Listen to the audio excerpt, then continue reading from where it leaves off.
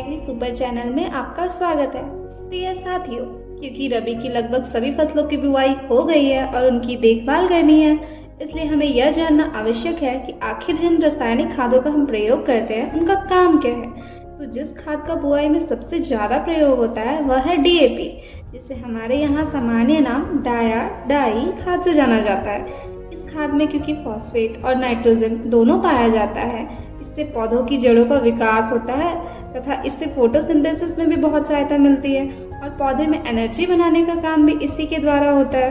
दूसरी जो खाद अधिक प्रयोग की जाती है वह है सिंगल सुपर फॉस्फेट। इस खाद में खास बात यह होती है कि इसमें फास्फोरस, कैल्शियम तथा सल्फर तीनों पाया जाता है और यह आर्थिक रूप से सस्ती भी होती है, लेकिन काम बहुत करती है।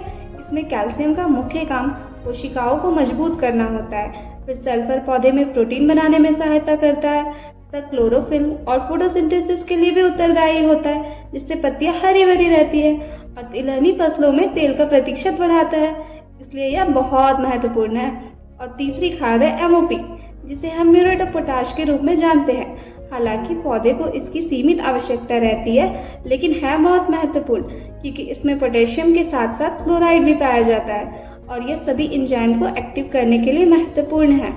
तथा दूसरा तकनीकी काम है पौधे के स्टेमेटा को खोलना और बंद करना। इसकी पौधे में कमी होने पर बीज का आकार छोटा रह जाता है, जिससे अच्छी उपज नहीं मिलती है। साथियों, अभी इस श्रृंखला में कई पोषक तत्व बचे हुए हैं, उनकी चर्चा हम अगली पोस्ट में करते हैं। बस यह ध्यान रखिए कि कोई खाद कम ना हो और कोई भी बहुत अधिक ना हो, क्योंकि अधिक होने से न सिर्फ आर्थिक हानि होती है बल्कि अन्य रासायनिक काम भी गड़बड़ हो जाते हैं। अतः समुचित ही प्रयोग करें।